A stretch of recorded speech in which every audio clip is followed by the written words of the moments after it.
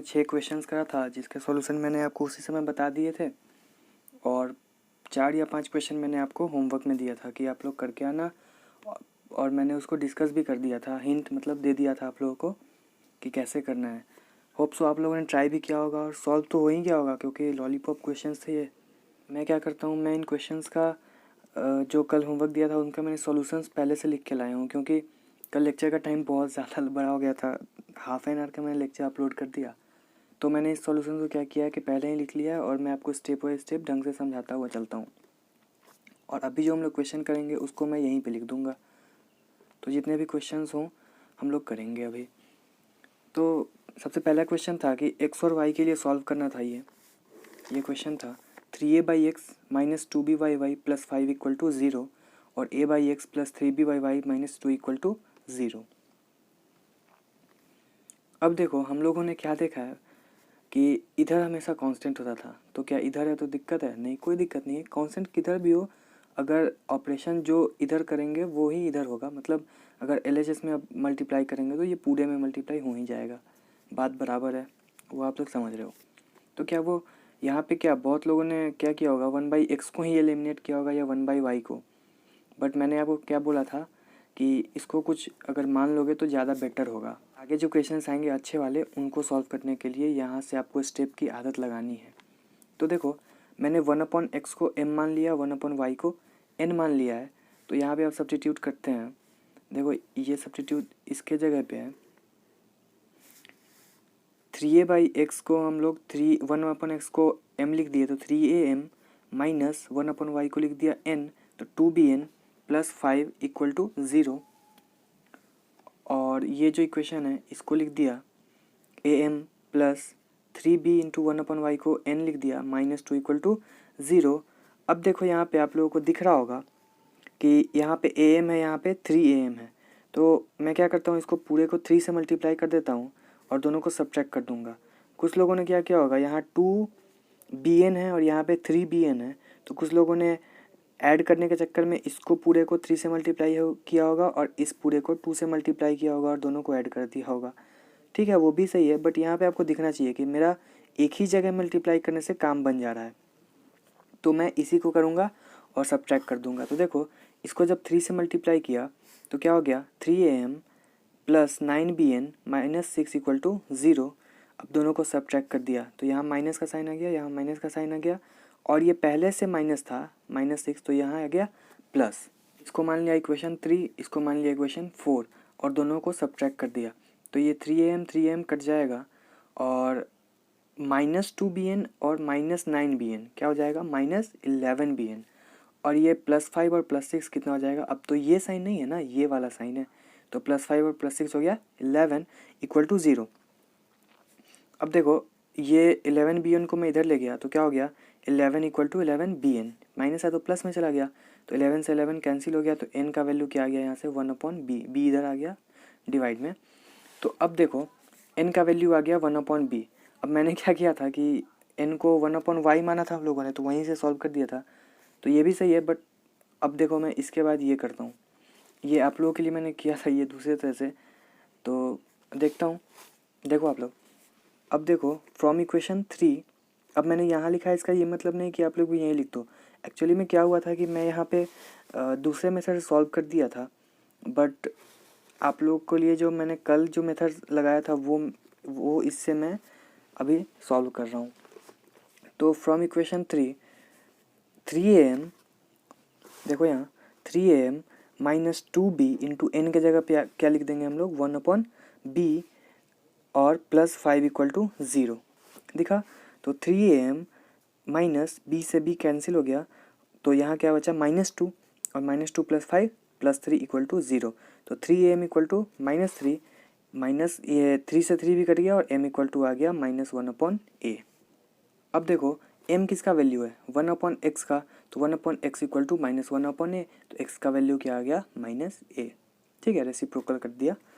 अब देखो यहाँ से x का वैल्यू आ गया -a, और यहाँ पे हम लोगों ने n का वैल्यू निकाला था 1/b, तो n किसका वैल्यू है 1/y का, तो y यहाँ से आ गया b। अब यहाँ तक तो आपको समझ में आ गया कि यहाँ से x का वैल्यू -a आ गया और y का वैल्यू b आ गया, तो यहाँ तक आपका क्वेश्चन हो गया सॉल्व। एक मेथड ख़त्म। अब मैंने क्या कर दिया था, अब इसको बोल जाओ, इससे इधर का यहाँ तक तो सॉल्व किया था, फिर क्या किया था, n का वैल्यू क्या है 1/y, तो y का वैल्यू आ गया b। अब देखो फ्रॉम इक्वेशन 2, अब डायरेक्ट मैं यहीं से क्यों ना y का वैल्यू मतलब किसी में भी रख के y का वैल्यू रख दूंगा तो x का वैल्यू डायरेक्ट आ जाएगा।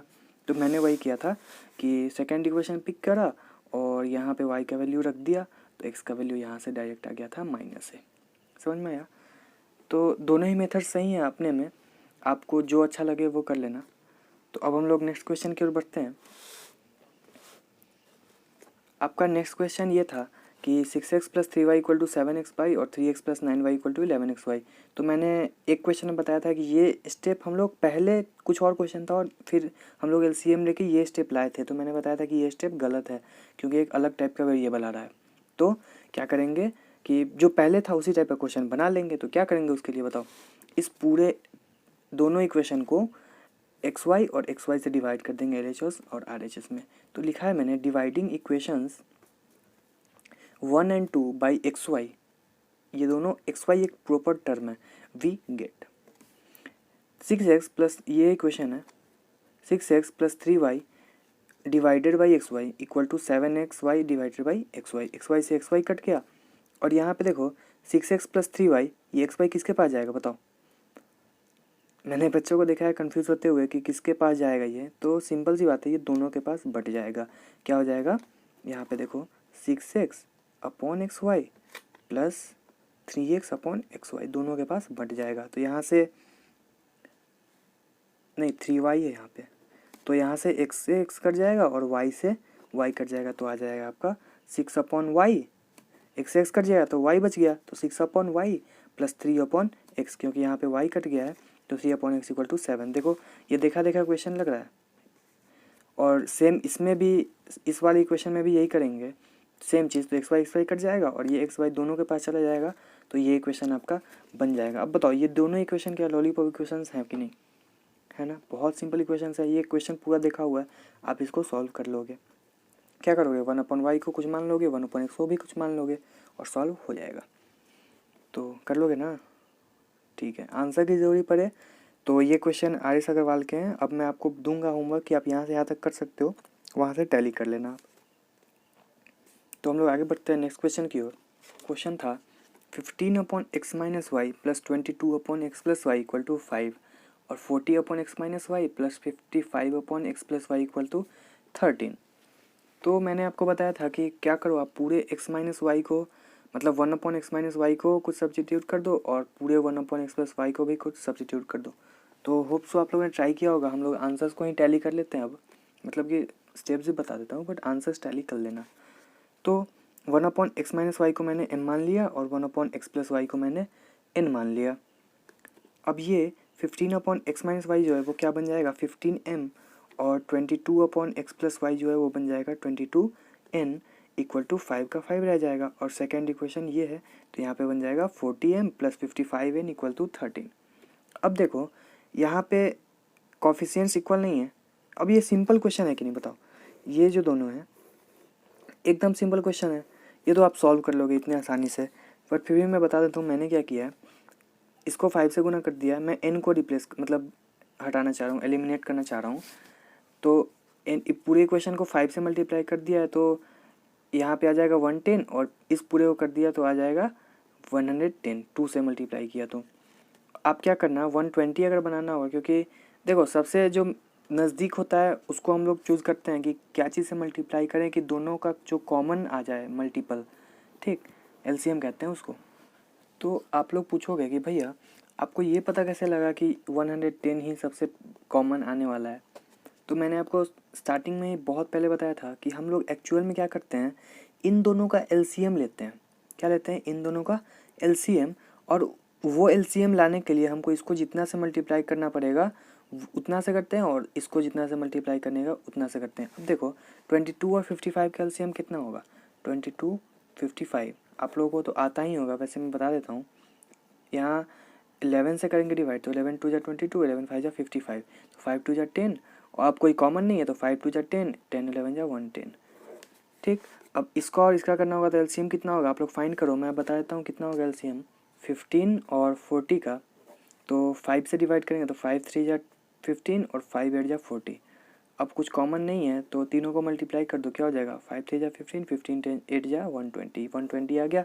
तो 120 लाने के लिए क्या करेंगे, इसको 8 से मल्टीप्लाई और इसको 3 से मल्टीप्लाई, तो 120 आ जाएगा। आप वहाँ से कर लेना, मैंने 110 बना दिया है। अब दोनों को सब्ट्रैक्ट कर देंगे तो क्या, ये दोनों कट जाएगा और यहाँ आ जाएगा -5m और यहाँ आ जाएगा -1, तो माइनस से माइनस भी कट जाएगा तो m का वैल्यू आ जाएगा 1/5। 1/5 कैसे, ये 5 इधर चला गया डिनोमिनेटर में। ठीक, अब हम लोग m का वैल्यू आ गया है, क्या आ गया है, m का वैल्यू आ गया है। तो इस वाले इक्वेशन में अगर m मैं पुट कर दूं तो n आ जाएगा, किसी में भी आ जाएगा। तो देखो n का वैल्यू क्या आ जाएगा, 15 up into 1/5 plus 22n equal to 5। ये मैंने फर्स्ट इक्वेशन ले लिया है, ये वाला। ठीक, तो देखो यहाँ से 5 3 जा 15, तो 3 इधर जाएगा तो माइनस हो जाएगा 5 से, यहाँ आ जाएगा 2। अब 22n इक्वल टू 2, तो n का वैल्यू आ गया 11। ठीक, अब देखो n का वैल्यू आ गया 11, m क्या है 1/5 और m क्या है, किसको माना था हम लोगों ने 1/x माइनस वाई को। तो इस दोनों को रेसिप्रोकल कर देंगे तो x माइनस वाई का वैल्यू क्या आ गया 5।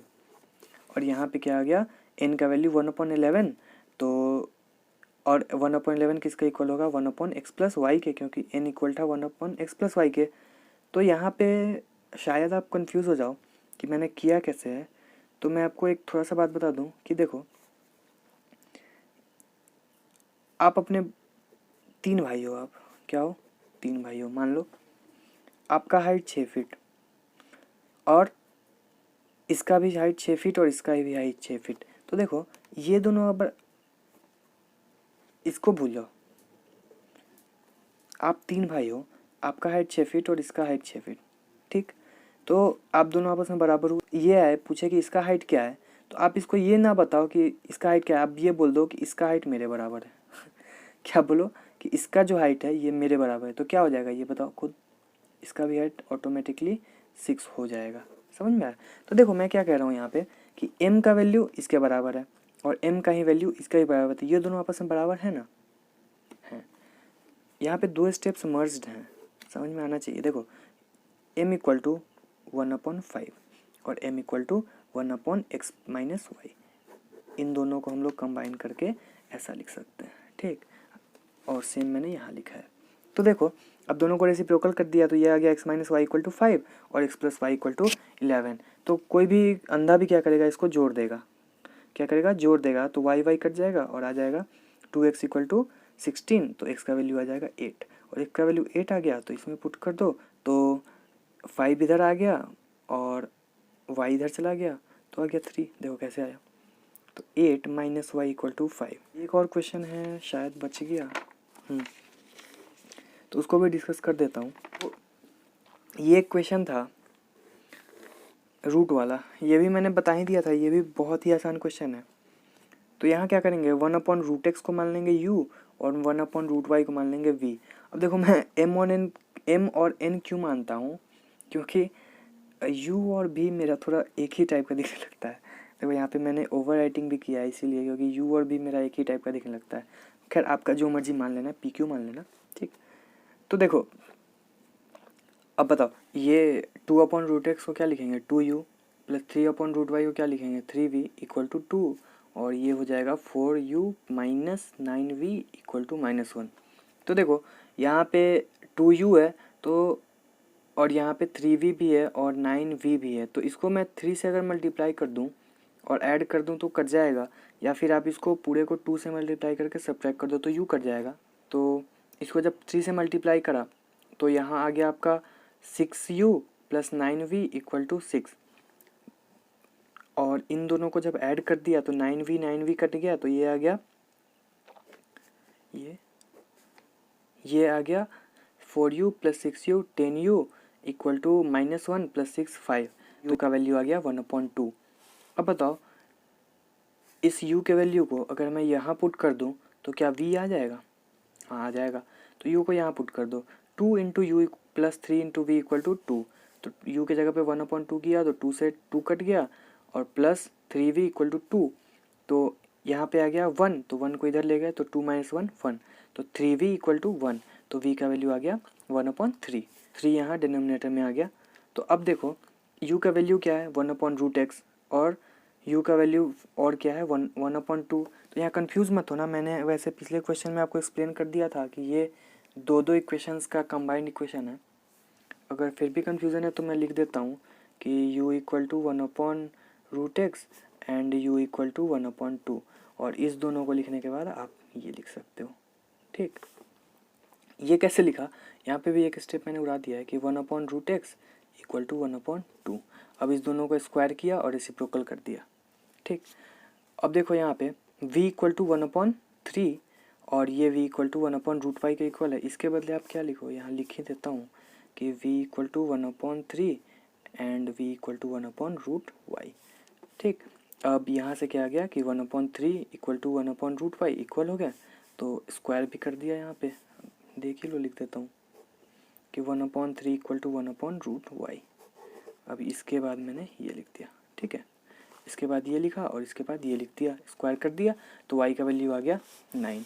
तो यहाँ से x का वैल्यू भी आ गया और y का वैल्यू भी आ गया आंसर। तो यहाँ तक मैंने सारे क्वेश्चंस डिस्कस कर दिए जो मैंने आपको होमवर्क दिए थे। तो 3A तो अभी आप नहीं करो, 3B एक्सरसाइज के RS अग्रवाल के मैंने बता ही रखा है कि मैं RS अग्रवाल ही एज आप लोग को फॉलो करवाऊँगा, क्योंकि बहुत सारे बच्चे इसी को फॉलो कर रहे हैं। तो 3B के आप 1 to 30 क्वेश्चंस कर सकते हो। इसमें बहुत सारे क्वेश्चंस एक ही टाइप के होंगे। तो अगर आपका कैलकुलेशन एरर नहीं हो रहा होगा, तभी आप सेम टाइप के क्वेश्चन को छोड़ें। अगर कैलकुलेशन एरर हो रहा है, एक टाइम में आपका आंसर नहीं आ रहा है, तो आप सारे क्वेश्चन अटेम्प्ट लें। तो लगभग 30 क्वेश्चन आपका हो ही गया मिला करके।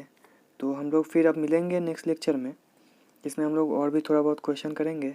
तब तक के लिए बाय।